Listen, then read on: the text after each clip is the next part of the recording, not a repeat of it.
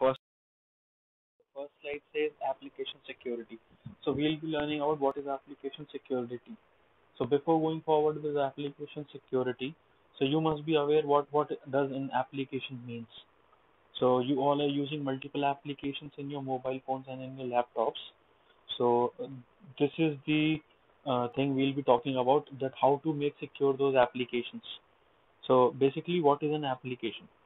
Application is basically a software program or a group of program designed for end users, basically to perform any task or to play some game. Basically, there is some end motive for of each and every application. So we all are aware that these applications are working only on the basis of internet. If you don't have internet, these applications, most of the applications are of no use. And we have some applications which you can use offline, but in end of the day, you have to synchronize with the internet to get that updated and all. So basically, if anything which is coming under network, or which is coming in relation with the network, so that is vulnerable to the attacks. मतलब कि जो भी चीज़ network पे जा रही है, जो भी हमारा नेटवर्क से एक बार इंटरनेट के थ्रू कनेक्ट होगी जो चीज़, तो वो वर्नेरेबल मतलब हो गया जो कि आसानी से जिस पे लोग अटैक कर सकते हो, वो अटैक के लिए एकदम परफेक्ट चीज़ है। तो बेसिकली जो भी एप्लीकेशन हमारी होती हैं, उन वो अटैक के लिए बिल्कुल एकदम पॉइंट होते हैं लोगों के लिए, जो भी हैकर्स होते हैं। तो वील बी स्टडिंग कि how to make our application secure. So basically, we use multiple techniques, software techniques and hardware techniques. We can say methods are there to make our application secure. Okay, so if you will go through these points, you can simply understand what does it mean.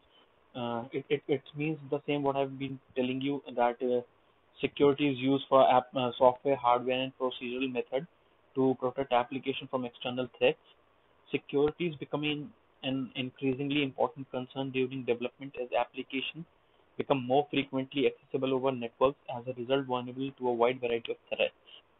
Security measures built into application and a sound application security routine minimize the possibility that unauthorized code will be able to manipulate applications to access, steal, modify, or delete sensitive data. So basically, this application security is taking place so that we can time to time we can check our application that it has not been compromised, हमारा data ना चोरी हो गया हो, हमारी कोई चीज modify ना हो गई हो. सो अगेन दोस्त कंसेप्ट जो मैंने आपको बताए थे कि जो आपके साइबर सिक्योरिटी के मेन प्रिंसिपल्स होते हैं, वो सब मीट हो रहे हैं या नहीं हो रहे, तो उसके लिए हम एप्लीकेशन सिक्योरिटी की बार बार हम चेकिंग करते हैं. Also the continuation of the last slide which we went through.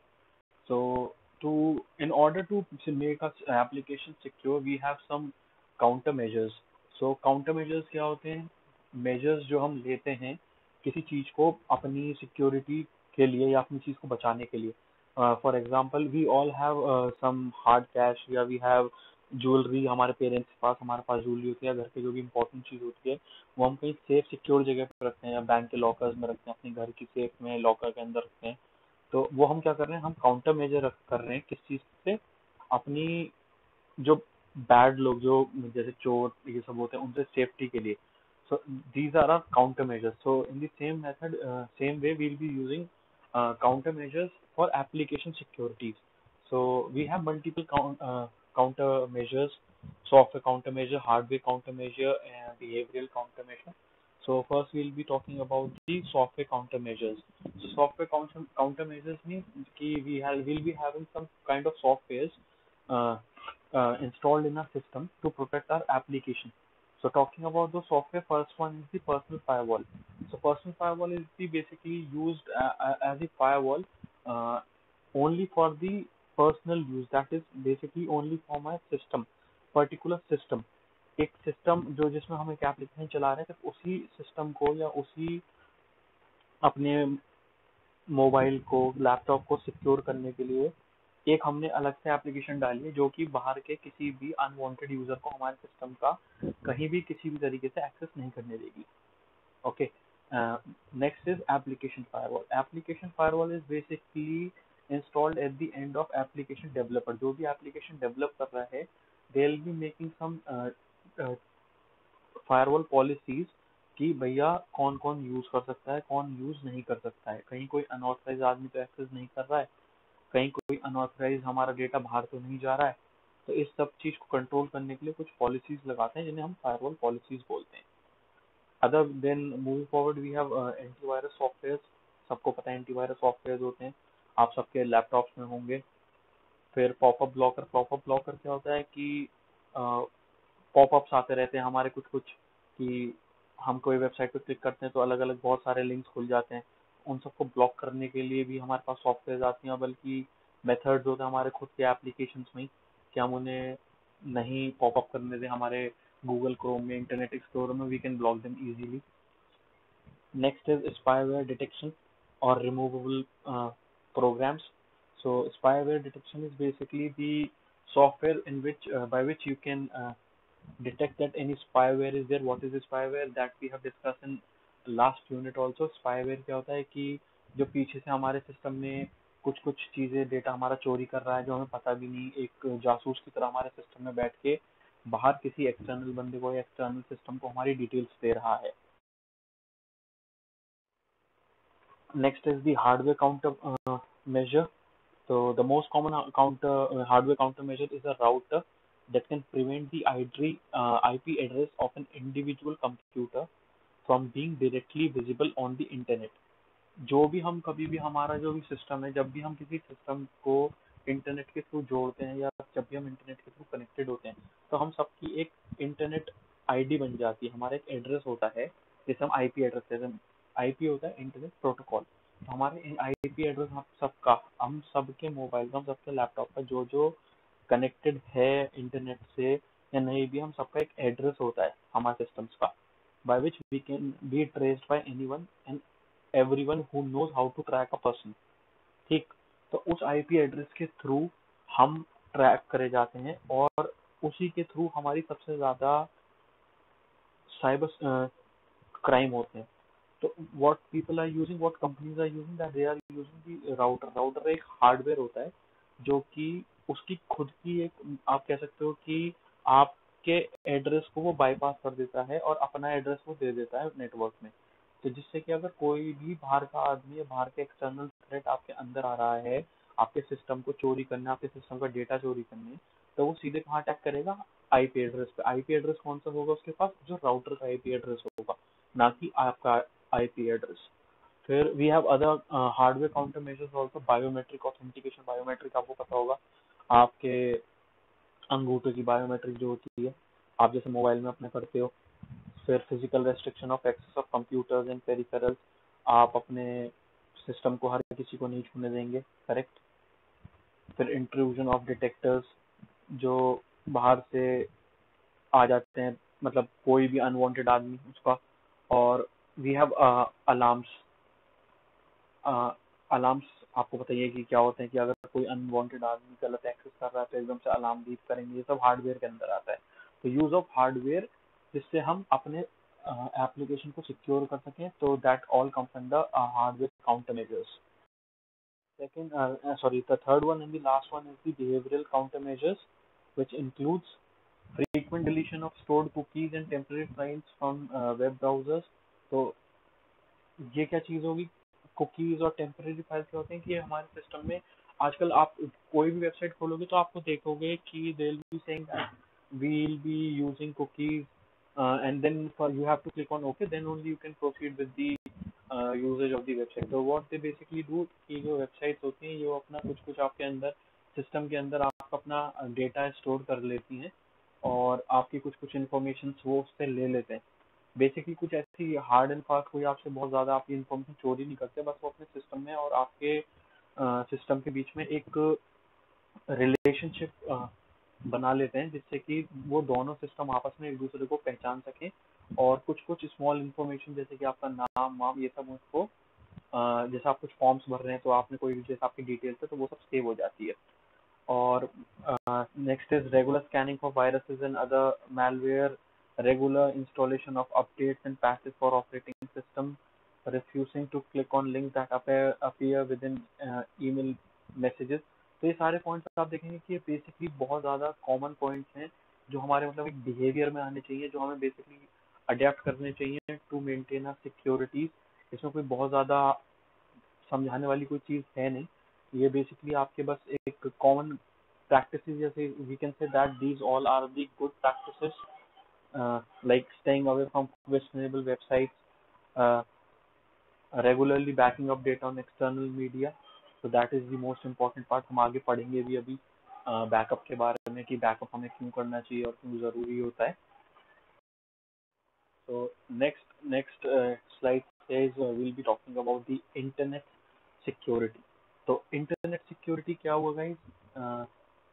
Security of the internet, मतलब जो भी हम इंटरनेट पे सर्च कर रहे हैं, मतलब जो भी हम इंटरनेट पे हम जब जा रहे हैं, तो वो हमारी चीज़ एकदम सिक्योर हो। तो वो सिक्योर कैसे होगी, यही हम अब उसके में अंदर पढ़ेंगे इंटरनेट सिक्योरिटी में। तो बेसिकली इंटरनेट सिक्योरिटी ये एक ब्रांच है कंप्यूटर सिक्योरिटी की। इसमें हम बेसिकली पढ़ेंगे मतलब इसमें क्या होता है कि basically we'll be discussing and how to protect a browser security. जो भी हम ब्राउजर जैसे गूगल क्रोम है, हमारा इंटरनेट एक्सप्लोरर है, इनकी सिक्योरिटी। और apart from that we'll be also ensuring that हमारी जो नेटवर्क सिक्योरिटी है, कि जो हमारा नेटवर्क कनेक्टिविटी है वो सिक्योर है या नहीं है। पता चले कि हम नेटवर्क तो कोई यूज कर रहे हैं, लेकिन वो ऐसा नेटवर्क है कि उस नेटवर्क के थ्रू हमारे सिस्टम का डेटा कोई भी चुरा सकता है। और ऐसा ऐसा बहुत केसेस होते हैं कि आपको ऐसे नेटवर्क में कई बार आप चले जाते हैं जो कि बिल्कुल अनसिक्योर होता है, आपको लगता है कि आप सही नेटवर्क के अंदर हैं, आपका सिक्योर नेटवर्क है, बट वो सिक्योर नहीं होता है और उसको कोई भी बहुत आराम से हैक कर सकता है, because that is the open network. ऐसे बहुत सारे नेटवर्क बना रखे होते हैं हैकर्स ने, जिससे कि आपकी वो इंफॉर्मेशन ले लें। और basically first point says the same thing. Internet security is the branch of computer security specifically related to the internet, often involving browser security, but also network security on a more general level as it applies to other applications or operating system on a whole. Next point says its objective is to establish rules and measures to use against attacks over the internet. Okay, तो मतलब कि इसका objective है कि आपके जो attack हो रहे हैं इंटरनेट के थ्रू उसको रोकने के लिए।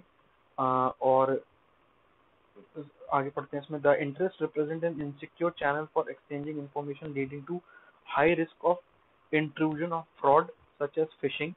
फिशिंग आपको पता ही है कि फिशिंग में क्या होता है कि आपका सारा डेटा जो भी है, आपका पासवर्ड्स, नाम, पता, आपकी सारी डिटेल्स, ये सब आपके नेटवर्क के थ्रू फिशिंग करके निकाल सकते हैं आपकी। और बेसिकली हमें इंटरनेट सिक्योरिटी को बहुत ज़्यादा ध्यान रखना चाहिए। इसके लिए हम इंटरनेट सिक्योरिटी के लिए हम हमेशा, जैसे मैंने बताया, HTTPS लिंक्स जो होते हैं उसका हमें यूज़ करना चाहिए। और we should always check that our connection is always secure. जैसे कि गूगल का भी जो लेटेस्ट वर्जन आया है गूगल क्रोम का, तो उसमें जो भी वेबसाइट सिक्योर नहीं है, जो कि सिक्योर नेटवर्क प्रोवाइड नहीं कर रही है, या फिर जिन्होंने अपना सर्टिफाइड नहीं करवा रखा सिक्योर डोमेन, तो उनको वो एक्सेस ही नहीं दे रहा है गूगल क्रोम। तो इससे क्या हो गया कि आपका ब्राउजर पूरी की तरह सिक्योर कर दिया गया है, जिससे कि आप कुछ भी अनवांटेड या अनवांटेड नेटवर्क में ना जाएं, जिससे जो कि आपके बाद में लॉस का कारण बने। और to protect our data we use different techniques like encryption. Encryption आपको पता ही है कि डेटा को हाइड कर देना, ठीक। तो नेक्स्ट स्लाइड यूनिट 1 में पढ़ा था, तो इसमें हम एक बार गो थ्रू कर लेते हैं। Email security threats continue to be among the biggest risk to organization worldwide. In fact, more than 90% of hacking attacks today begin with some kind of email phishing attack or spear phishing threat. मतलब कि हमारे 90% से भी ज़्यादा हमारी organisation में या कहीं भी फिशिंग जो मतलब सॉरी अटैक्स होते हैं वो बेसिकली ईमेल्स के थ्रू ही होते हैं। हमारे भी ईमेल्स आते हैं और हम अनवांटेड लिंक्स पे क्लिक कर लेते हैं, जिससे कि हमारे सिस्टम में पीछे मेलवेयर या स्पाईवेयर इंस्टॉल हो जाते हैं और हमें पता भी नहीं चलता कि हमारी जो भी डेटा है उन पे फ्लो कर रहा है। तो इसमें ही हम फर्स्ट पढ़ते हैं spam. Spam is commonly use to conduct email fraud. The advance free scam is well known example. A user receives an email with an offer that perpetually result in a reward. आपके पास कितने mail आते होंगे कि आपको 50 लाख रुपए मिले हैं, 1 लाख रुपए डॉलर मिले हैं, 1 लाख का डॉलर है, आपको इस लिंक पे क्लिक करें। तो never ever click on such link, those all are the spam. Spam मतलब कि आपको झूठी इंफॉर्मेशन देंगे, आपको लालच देंगे, दे सी दैट कुछ हाईलाइट करके देंगे कि भाई बहुत अच्छी चीज मिलने वाली है, बहुत सस्ते में, ये वो। लोग बिना सोचे समझे क्लिक कर देते हैं और फिर वो फंस जाते हैं ना, पता भी नहीं चलता कि उनका सिस्टम कॉम्प्रोमाइज हो। Second is fishing. फिशिंग का हमने अभी भी डिस्कस करा था थोड़ी देर पहले कि फिशिंग क्या होता है कि इसमें आपकी सारी क्रेडेंशियल्स, लॉगिन क्रेडेंशियल्स, आपके पासवर्ड वासवर्ड सब कुछ चुरा लेते हैं और इसका फिर बाद में मिसयूज करते हैं। मैलवेयर क्या होता है? Malware is basically you can say software, जो कि सॉफ्टवेयर तो नहीं, एक एप्लीकेशन कह सकते हैं जो आपके सिस्टम के बैकएंड में हो गई इंस्टॉल, और आपके सिस्टम में इंस्टॉल होने के बाद वो आपकी सारी इंफॉर्मेशन एक यूजर को या फिर जो भी हैकर है उसको भेज देती है। तो इन सबको हमें ध्यान में रखना है और अपनी ईमेल सिक्योरिटी के लिए। Next is database application security. तो database security, database application security क्या होगी कि हमारा जो भी एप्लीकेशन का डेटा है उसके डेटाबेस को, जिसमें हमारा सारा डेटा स्टोर होता है, डेटाबेस क्या होता है जिसके अंदर हमारा सारा डेटा स्टोर होता है, तो उस डेटाबेस को हमें हमेशा सिक्योर रखना होता है। तो उसकी सिक्योरिटी के लिए भी कुछ पॉइंट्स दिए हुए हैं, जैसे कि separate the database and the web server.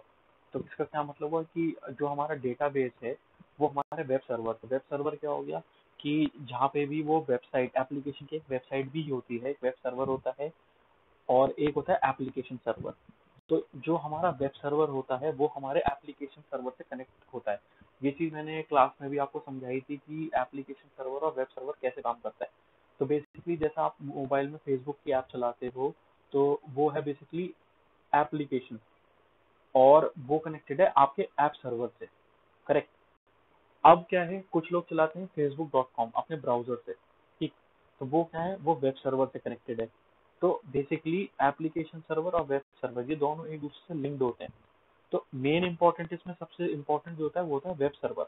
अगर एक बार को आपका एप्लीकेशन सर्वर डाउन है तो आप वेब पे जाके वो चीज चला सकते हो, बट अगर आपका वेब सर्वर डाउन है, लेट्स से आपकी facebook.com डाउन है, तो आप फेसबुक की जो एप्लीकेशन है उसको यूज नहीं कर सकते। लेकिन अगर on the other hand vice versa अगर हम ले कि फेसबुक की आपकी एप्लीकेशन डाउन है, तो ऐसा जरूरी नहीं है कि facebook.com भी डाउन होगा। तो हम क्या करते हैं कि हमेशा अपने वेब सर्वर को और डेटाबेस को, इनको अलग अलग रखते हैं कि कल को हमारा अगर वेब सर्वर में कुछ प्रॉब्लम आ गई या वो किसी तरह कॉम्प्रोमाइज हो गया, कॉम्प्रोमाइज मतलब किसी ने उस पर अटैक कर दिया, तो हमारा डेटा जो है वो लॉस ना हो। तो इसलिए हम उन दोनों चीजों को अलग अलग रखते हैं। Second is encrypt stored files and backups. तो जो भी हमारी फाइल्स हैं, जो भी हम डेटाबेस में फाइल्स रखते हैं, हमको उनको एनक्रिप्ट करके रखना चाहिए और बार बार उनका बैकअप लेना चाहिए। बैकअप किस चीज के लिए होता है ये हम अभी आगे पढ़ेंगे। Third is use a web application firewall. जो भी हम एप्लीकेशन चला रहे हैं तो उसकी जो वेबसाइट है उसको हमेशा हम फायरवॉल से प्रोटेक्ट करेंगे। फायरवॉल क्या काम करेगा कि फायरवॉल आपके सिस्टम को एक चारों तरफ से जैसे एक दीवार खड़ी हो जाती है, वो एक दीवार का काम करेगा। नाम से ही पता लग रहा होगा फायरवॉल, तो एक दीवार की तरह खड़ा हो जाएगा और वो चेक करेगा कि कोई भी अनवांटेड आदमी अंदर तो नहीं जा रहा और अनवांटेड चीज किसी बाहर के आदमी के पास तो नहीं जा रही है, जो कि नहीं जानी चाहिए। तो बेसिकली ये काम होता है फायरवॉल का। Next is don't use shared server, कि शेयर्ड सर्वर नहीं यूज करना चाहिए। बिल्कुल सही बात है, अगर हम शेयर्ड सर्वर यूज करेंगे तो जिसके साथ भी हम शेयर कर रहे हैं तो हो सकता है कि वो हमारा डेटा देख सके और चुरा सके, तो हमें नहीं करना चाहिए। Keep patches current. पैचेस क्या होते हैं कि we have in operating system, operating system मतलब विंडोज हो गई या कोई भी हमारे security features, sorry security features not, गलत बोल दिया। जो भी हमारे जैसे विंडोज होगी, विंडोज जो भी हम यूज करते हैं तो वो माइक्रोसॉफ्ट की विंडोज है, तो उसको उसके अंदर माइक्रोसॉफ्ट डिफरेंट डिफरेंट पैचेस हर मंथली या कुछ कुछ टाइम के बाद लाता रहता है। तो वो पैचेस क्या होते हैं कि एडवांस उसमें सिक्योरिटी फीचर्स वो कुछ कुछ एनहेंस करते रहते हैं, कुछ कुछ चेंजेस करते रहते हैं। तो हमें हमेशा ध्यान रखना है कि जब भी हम अपना पैचेस लगाएं तो वो बिल्कुल हमारे जो भी हमारा ऑपरेटिंग सिस्टम है जिस पे हमारी सारी एप्लीकेशन बेस्ड है, जिस पे भी हमारा वेब सर्वर बेस्ड है, जो भी हमारी चीज है, उस ऑपरेटिंग सिस्टम को हम हमेशा अपडेटेड रखें विद करंट पैचेस। और last one is enable security control. ये सबसे इम्पोर्टेंट है कि अगर हम उसमें सिक्योरिटी कंट्रोल ही इनेबल नहीं रखेंगे तो फिर डेटाबेस तो किसी काम का ही नहीं बचेगा। Anyone can interfere. And lastly, that DBA, that is the database administrators, plays an important role in security, because ये सब सारा जो काम होता है ये डेटाबेस एडमिनिस्ट्रेटर का ही होता है अपने डेटाबेस को सिक्योर रखने का। We move forward, backup and restore. तो बैकअप क्या होता है? बैकअप आपने देखा होगा कि आपके व्हाट्सएप का बैकअप होता है, जैसे मेरे व्हाट्सएप का बैकअप रोज रात को 2 बजे होता है। तो वो क्या करते हैं कि डेली की जो भी हमारी चैट्स हैं, जितनी भी चैट है, वो एक हमारे सिस्टम में फोल्डर बना के ऑटोमेटिकली बैकअप लेता रहता है। तो इसका क्या पर्पज होता है?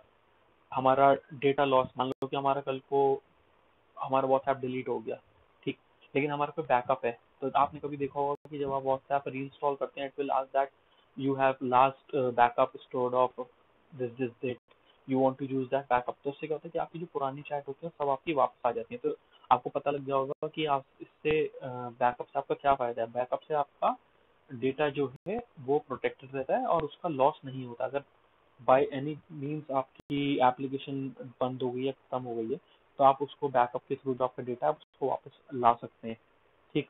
यही इसमें लिखा हुआ है। The purpose of backup is to protect data from loss. The purpose of restore is to recover data that is temporarily unavailable due to some expected event, ठीक। तो इसमें दो बात और लिखें, backup is not free, no backup is risky. इसका मतलब आप समझे कि बैकअप करना कोई रिस्क रिस्क की बात नहीं है, और बैकअप इज नॉट फ्री, मतलब जो बैकअप हो रहा है उसके लिए ऑलरेडी आप पे कर चुके हैं या पे करना है, ये हमने पढ़ा। Proper backup procedure, choose your application, scheduling, implementation, inventory, verify, automate, secure, ये प्रोसीजर है सारे। और फिर फैक्टर्स पे आते हैं, determine which data is critical, correct. तो हमें पता होना चाहिए कि हमारा क्या डेटा क्रिटिकल है, क्या डेटा क्रिटिकल नहीं है, और हम किस चीज़ का बैकअप चाहिए हमें। बेसिकली अगर हमें यही नहीं पता होगा, अगर हम हर चीज़ का बैकअप लेने लगेंगे तो फिर इतनी तो स्पेस भी नहीं होगी हमारे पास। तो वी हैव टू आइडेंटिफाई कि जो हमारा क्रिटिकल डेटा है, कि लेट्स से जिसके लॉस के बाद हमें अगर हम जिसके लॉस, जैसे डेटा जो लॉस होता है उसके लॉस होने के बाद हमें बहुत ज़्यादा नुकसान होगा, तो we have to ensure that we are taking a backup of such data, ठीक। So we have determine frequency and types of backups to be used. Full, differential, incremental frequency, मतलब किस frequency से डेटा बैकअप करना है। Determine which data is static and which is dynamic. Some static और dynamic में आपको अंतर पता होगा कि static क्या होता है। static होता है जो डेटा कभी चेंज नहीं होता है, और dynamic data is the one which keep on changing. So some OS's operating system installations are changed infrequently, few backups required, ठीक। मतलब कि कुछ जो विंडोज होती हैं, जैसे ऑपरेटिंग सिस्टम विंडोज हो गई, तो बार बार तो विंडोज चेंज होती नहीं है, तो इसलिए उनका विंडोज का जो भी आपका डेटा है वो उसमें ज़्यादा बैकअप की ज़रूरत नहीं होती है।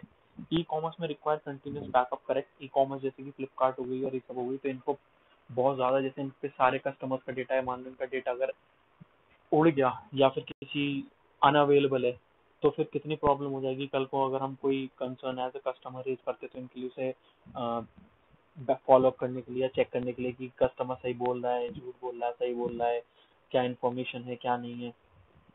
तो इसलिए ई कॉमर्स के लिए बहुत ज़्यादा ज़रूरी होता है backup. Understand the changing state of your client data to determine appropriate backup schedule.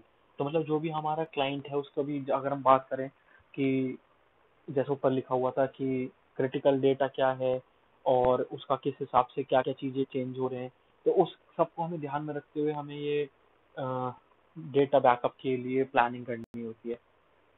Organise partition, मतलब कि हमें पार्टीशन करना चाहिए जब भी हम अपना कोई भी बैकअप कर रहे हैं, कि भाई ये पार्टीशन इस बैकअप के लिए, ये पार्टीशन ने, उससे क्या होगा कि आपको पता रहेगा कि कौन सा बैकअप किस चीज़ के लिए है। क्योंकि जब आप मान लो कभी यूज़ करना है बैकअप को, तो आपको पता ही नहीं कि भैया किस चीज़ में हमें ये यूज़ करना है, तो बहुत ज़्यादा उस टाइम पे आपको प्रॉब्लम्स आएंगी कि यार बैकअप तो है लेकिन कौन सा बैकअप किस चीज़ का हमें पता ही नहीं होगा। Next is determine the appropriate media storage वही है जो मैंने बताया था कि हार्डवेयर पे स्टोर करना ज़्यादा अच्छा है। और यही enterprise level backup apps. Enterprise मैंने आपको क्लास में समझाया था कि एंटरप्राइज क्या होती है। एंटरप्राइज होता है कि जो पूरा एक ग्रुप होता है, जो एक पूरा ग्रुप, जैसा आपको मैंने एग्जांपल दिया था क्लास में कि आपकी क्लास जेन 1 है, जेन 2, ये अलग अलग एंटरप्राइज है। जेन 1 एक एंटरप्राइज है, जेन 2 एक एंटरप्राइज है अपने आप में। तो उसके लिए कुछ एप्लीकेशन हैं जो नाम दे रखे हैं इसमें, you don't have to memorise them, जानकारी के लिए था। शेड्यूल, फुल आर्काइवल बैकअप, जैसे कि image backup implies copying the unused space. Differential backup, what has changed since the last backup. Incremental backup, what has changed since the last backup of any time. तीन तरीके के हो गए, full archival backup, differential backup, incremental backup. आगे हम इनके बारे में। तो first one is full archival backup. मेरा क्या होगी, इसकी एक टेक्निक होगी कि इसमें जितना भी डेटा है पूरी डिस्क में, वो पूरा का पूरा डेटा बैकअप कर लेता है। तो इसके कुछ प्रोज और कॉन्स दे रखे हैं। तो प्रोज में क्या दे रखा है, provide a complete copy of data. ठीक, सारा का सारा डेटा जो भी है आपका, वो आपका बैकअप हो जाएगा, इजी टू मैनेज होता है। जैसा वहाँ पे था ऐसी बैकअप में कॉपी आ गई। और ये done less frequently than other types of backup due to cost and resource requirement, monthly, quarterly, semi annually और एनुअली। क्योंकि इतना सारा डेटा आपका, मतलब पूरा का पूरा डेटा अगर आप कॉपी कर रहे हो तो आप रोज के रोज तो पूरा डेटा कॉपी करोगे नहीं। तो इसलिए थोड़ा ये टाइम ड्यूरेशन भी इसका लंबा रखती है ऑर्गेनाइजेशन। और इसके कॉन्स क्या है कि usually require more media space. अब आप सारा डेटा कॉपी करोगे तो आपको ज्यादा जगह तो चाहिए ही, और जब आप सारा डेटा कॉपी करोगे तो टाइम भी ज्यादा लेगा। फिर it says consider making multiple backup copies. ठीक, full backup media should be stored offsite to protect data from disaster. तो जैसे कि हार्डवेयर जो भी आप जिसमें सेव कर रहे हो वो आपको सेफ एंड सिक्योर जगह पर रखना चाहिए। The trend is to reduce the cycle of full backup, this is because of liability. Files that are not backup can not be sub open. तो इसका क्या मतलब हुआ कि जो भी साइकिल है बैकअप की, जैसे कि हर 3 महीने या 6 महीने में, तो उसको हमें रिड्यूस करना चाहिए। क्यों करना चाहिए कि वो एक ऐसा लाइबिलिटी हो जाता है कि हमें 3 महीने बाद, ये हमारी लाइबिलिटी है कि हम उसको चेक करें ना करें। और कुछ उसमें क्या होता है कि फाइल्स होती हैं ऐसी जो कई बार मिस हो जाती हैं या फिर बैकअप नहीं हो पाती हैं। तो इसमें यही है। और फिर लास्ट पॉइंट लिखा है स्टार्टिंग स्टैचूट में require destruction of some records. कई बार क्या होता है कि जब आर्काइव कर रहे होते हैं, मतलब बैकअप ले रहे होते हैं, तो कुछ कुछ कई बार मिस हो जाता है, कोई रिकॉर्ड मिस हो जाता है। तो वो भी फिर थोड़ा प्रॉब्लमैटिक हो जाता है कि जब हम बहुत सारे डेटा एक साथ कॉपी करते हैं तो कुछ चीज़ अगर एक आध चीज़ छूट गई तो बाद में कभी वो जाके बहुत ज़्यादा हमारे को कई बार क्या होता है कि उस छोटी सी चीज़ भी अगर जो मिस हो गई, वो पहले तो हमें नहीं पकड़ में आती, लेकिन जब उस चीज़ की रिक्वायरमेंट आएगी हम देखेंगे यार यार वो तो मिस हो गई थी कई बार ज़्यादा डेटा कॉपी करने के चक्कर में। तो ये भी इसके कॉन्स के अंदर आता है। Next is differential backup. तो इसमें डिफरेंशियल बैकअप के बारे में हम थोड़ा सा पढ़ेंगे। बैकअप में हम क्या करेंगे कि हम सिर्फ वही फाइल को कॉपी करेंगे जो कि जैसे हमने आज कुछ बैकअप लिया है, फिर हमने कल कुछ नया काम करा है, तो जो हमने नया काम करा है और कल का बैकअप जो था है हमारा हो गया था, जो कल हमारा बैकअप हो गया था हम उसको कॉपी नहीं करेंगे। जो हमने आज काम करा है हम सिर्फ उसका बैकअप लेंगे। ठीक, फिर फर्स्ट पॉइंट में ये लिखा है। सेकंड पॉइंट में लिखा है कि differential backup grow with time. ठीक, they can eventually grow larger than the last full backup. तो जैसे जैसे आपने पुराना डेटा तो आपके पास था ही, नया आप उसके अंदर ऐड कर रहे हो, तो फिर वो तो डेटा आपका बढ़ेगा ही। ये less frequently than full backup, ये वीकली या मंथली करे जाते हैं। क्यों? क्योंकि पहले का तो डेटा हमारे पे था ही, उसके बाद हम जो जो चेंजेस कर रहे हैं तो हम उसे फिर वीकली बैकअप ले लिया या मंथली बैकअप ले लिया। Pros and cons of differential backup. तो रिड्यूस रिडंडेंसी। रिडंडेंसी क्या हो गया कि आपकी फालतू की चीज़ें जो आप नहीं बैकअप करते हो, फिर यूजली टेक लेस टाइम लेता है, क्योंकि जो हम ऑलरेडी डेटा बैकअप है हम उसको बैकअप नहीं करते हैं, सिर्फ नई नई चीज़ जो है उसको ही बैकअप करते हैं। फिर रिडंडेंसी, इसका कॉन्स में भी रिडंडेंसी दे रखा है। क्यों? Potentially many unneeded copies of the same data. Redundancy basically कौन सा इसलिए दे रखा है कि पोटेंशियली हमारे पास बहुत सारे जो हम डेटा हमारा है, हम आज कुछ चेंजेस हुआ है किसी फाइल में, फिर कल भी कुछ चेंजेस हुए, तो हमारे पे एक ही टाइप के डेटा की काफ़ी सारी फाइल्स बन जाती हैं। तो ये भी एक प्रॉब्लम है। और उसके बाद हम ये जो प्रॉब्लम है रिडंडेंसी की, ये खत्म होगी इंक्रीमेंटल में। फिर ज़्यादा मीडिया यूजेज हो जाएगी, क्योंकि एक ही टाइप की फाइल अगर आप 10 बार सेव करोगे 10 दिन जिसमें चेंजेस हुए हैं, तो फिर वो ज़्यादा स्पेस तो लेगी लेगी। इंक्रीमेंटल बैकअप, इंक्रीमेंटल बैकअप भी थोड़ा डिफरेंशियल बैकअप की तरह है। डिफरेंशियल बैकअप में हम क्या कर रहे थे कि लेट्स से एक फाइल में हमने आज कुछ मॉडिफिकेशन करी है, तो हम उस पूरी फाइल जो भी मॉडिफाई हो रही है हम उस पूरी फाइल को सेव करते थे। ठीक, ये उसकी कॉन्स में भी था। अब क्या है इंक्रीमेंटल में कि जो हम एक फाइल में चेंजेस कर रहे हैं, हम सिर्फ उन चेंजेस को जो भी हमने उस एक फाइल में चेंजेस करे हैं, हम उन सिर्फ उन चेंजेस को ही अप्लाई करते हैं जो पुरानी फाइल हमारी बैकअप थी उनमें हम सेव करते हैं वो चीजें। ठीक, समझे डिफरेंस क्या था?